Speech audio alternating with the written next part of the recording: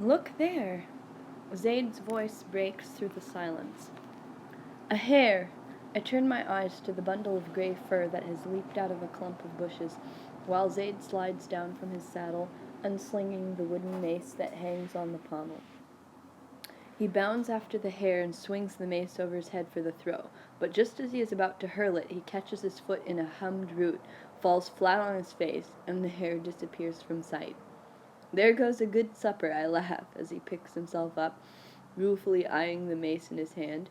But mind it not, Zaid, that hare was obviously not our portion.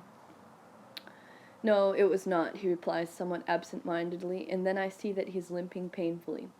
Did thou hurt thyself, Zaid? Oh, it is nothing. I only twisted my ankle. It will get better in a little while.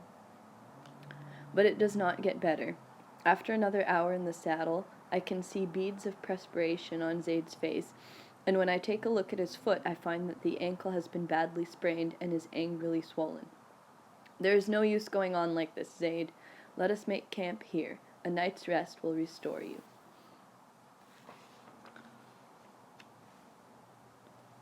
All through the night, Zaid seems to be restless with pain. He awakens long before dawn, and his sudden movement stirs me from my uneasy sleep. I see only one camel, he says, and when we look around, we discover that one of the beasts, Zaid's, has indeed disappeared. Zaid wants to set out on mine to search for it, but his injured foot makes it difficult for him to even stand, not to speak of walking and mounting and dismounting. Thou rest, Zaid. I shall go instead. It won't be difficult to find my way back by retracing my own tracks. And in the breaking dawn I ride away, following the tracks of the lost dromedary which wind across the sand valley and disappear behind the dunes. I ride for 1 hour and another and a third, but the tracks of the strayed animal go on and on as if it had pursued a deliberate course. The forenoon is well advanced when I stop for a short halt, dismount, eat a few dates, and drink from the small water skin attached to my saddle. The sun stands high, but somehow it has lost its glare. Dun-colored clouds, unusual at this time of year, float motionless under the sky. A strangely thick, heavy air envelops the desert and softens the outlines of the dunes beyond their usual softness. An eerie stir over the summit of the high sand hill in front of me catches my eye. Is it an animal? The lost camel, perhaps? But when I look more carefully, I see that the movement is not above, but in the dune crest itself. The crest is moving, ever so slightly, rippling forward, and then it seems to trickle down the slope toward me like the crest of a slowly breaking wave.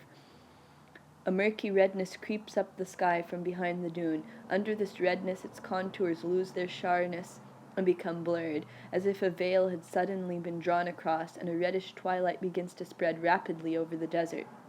A cloud of sand whirls against my face and around me, and all at once the wind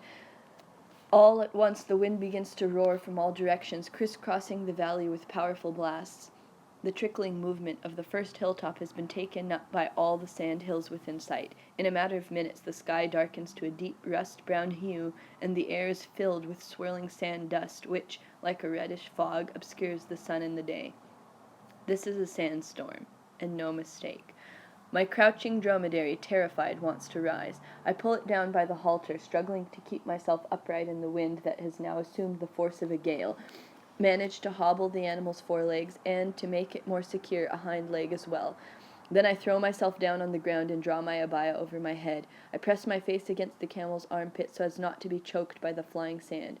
I feel the animal press its muzzle against my shoulder, no doubt for the same reason. I can feel the sand being heaped upon me from the side where I am unprotected by the dromedary's body, and have to shift from time to time to avoid being buried. I am not unduly worried, for it is not the first time that I have been surprised by a sandstorm in the desert.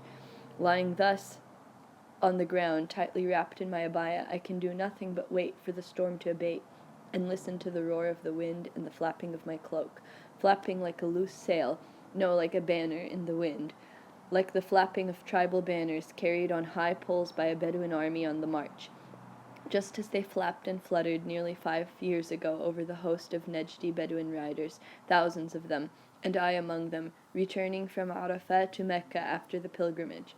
It was my second pilgrimage. I had spent 1 year in the interior of the peninsula and had managed to return to Mecca just in time to take part in the congregation of pilgrims on the plain of Arafat, to the east of the holy city. And on the way back from Arafat, I found myself in the midst of a multitude of white-garbed Nejdi Bedouins, riding in a tense gallop over the dusty plain, a sea of white-garbed men on honey-yellow, golden-brown, and red-brown dromedaries, a roaring, earth-shaking gallop of thousands of dromedaries pushing forward like an irresistible wave, the tribal banners roaring in the wind and the tribal cries with which the men announced their various tribes and the warlike deeds of their ancestors surging in waves over each detachment. For to the men of Nejd, men of the Central Arabian highlands, war and pilgrimage spring from the same source, and the numberless pilgrims from other lands, from Egypt and India and North Africa and Java, unaccustomed to such wild abandon, scattered in panic before our approach, for nobody could have survived who stood in the way of the thundering host, just as instantaneous death would have been the portion of a rider who fell from the saddle in the midst of the thousands and thousands of galloping mounts. However mad that ride, I shared the madness and abandoned myself to the hour and the whir and the rush and the roar with a wild happiness in my heart, and the wind that rushed past my face sang out, "Never again wilt thou be a stranger, never again among thy people." And as I lie in the sand under my flapping abaya, the roar of the sandstorm seems to echo, "Never again wilt thou be a stranger." I am no longer a stranger. Arabia has become my home. My western past is like a distant dream, not unreal enough to be forgotten, and not real enough to be part of my present. Not that I have become a lotus eater. On the contrary, whenever I happen to stay for some months in a town, as for instance in Medina, where I have an Arab wife and an infant son, and a library full of books on early Islamic history, I grow uneasy and begin to yearn for action and movement, for the dry, brisk air of the desert, for the smell of the dromedaries and the feel of the camel saddle. Oddly enough, the urge to wander that has made me so restless for the greater part of my life, I am little over 32 now, and lures me again and again into all manner of hazards and encounters, does not stem so much from a thirst for adventure as from a longing to find my own restful place in the world, to arrive at a point where I could correlate all that might happen to me with all that I might think and feel and desire. And if I understand it rightly, it is this longing for inner discovery that has driven me, over the years, into a world entirely different, both in its perceptions and its outer forms, from all to which my European birth and upbringing had seemed to destine me. When the storm finally subsides, I shake myself free of the sand that has been heaped around me. My dromedary is half buried in it, but none the worse for an experience that must have befallen it many times. The storm itself, it would seem at first glance, has not done us any damage apart from filling my mouth, ears, and nostrils with sand, and blowing away the sheepskin from my saddle. But soon I discover my error. All the dunes around me have changed their outlines. My own tracks and those of the missing camel have been blown away. I am standing on virgin ground. Now nothing remains but to go back to the camp, or at least to try to go back, with the help of the sun and the general sense of direction which is almost an instinct with someone accustomed to traveling in deserts. But here these two aids are not entirely reliable, for sand dunes do not allow you to go in a straight line, and so to keep the direction you have chosen.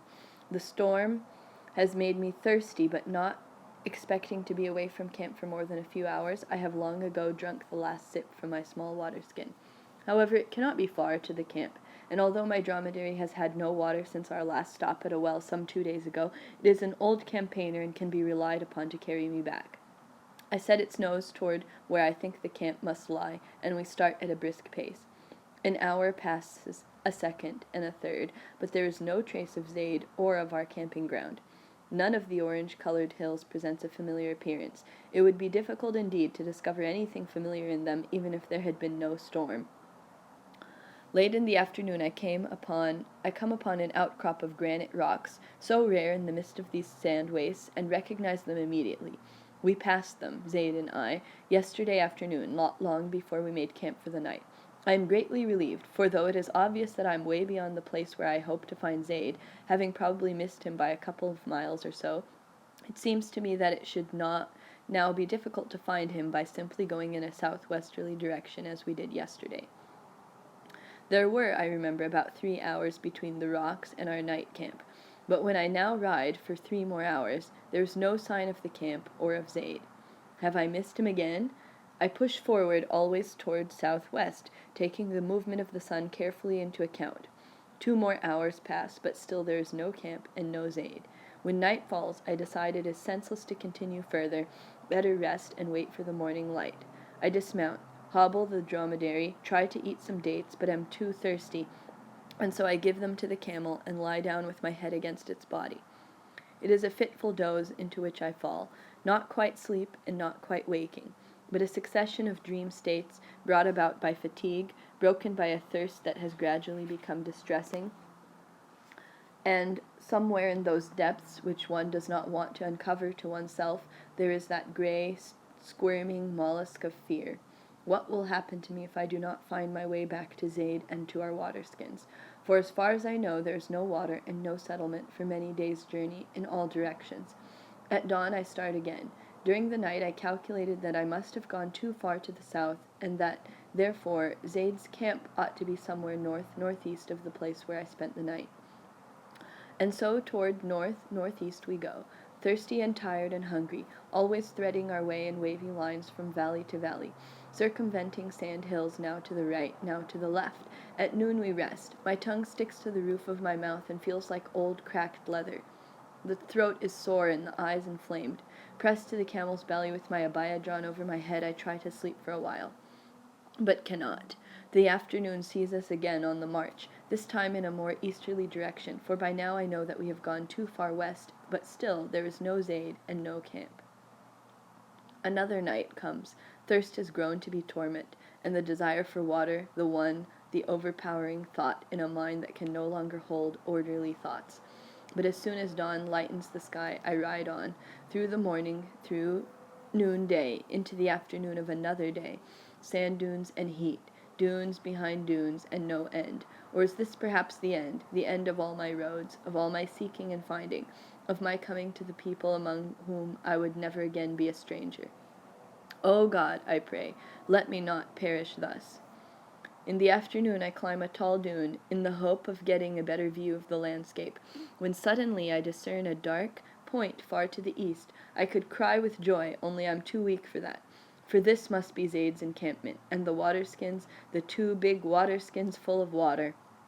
My knees shake as I remount my dromedary. Slowly, cautiously, we move in the direction of that black point, which can surely be nothing but Zaid's camp. This time I take every precaution not to miss it. I ride in a straight line, up sand hills, down sand valleys, thus doubling, trebling our toil, but spurred by the hope that within a short while, within 2 hours at most, I shall reach my goal. And finally, after we have crossed the last dune crest, the goal comes clearly within my sight, and I rein in the camel and look down upon the dark something less than half a mile away, and my heart seems to stop beating, for what I see before me is the dark outcrop of granite rocks, which I passed 3 days ago with Zaid, and revisited 2 days ago alone. For 2 days I have been going in a circle.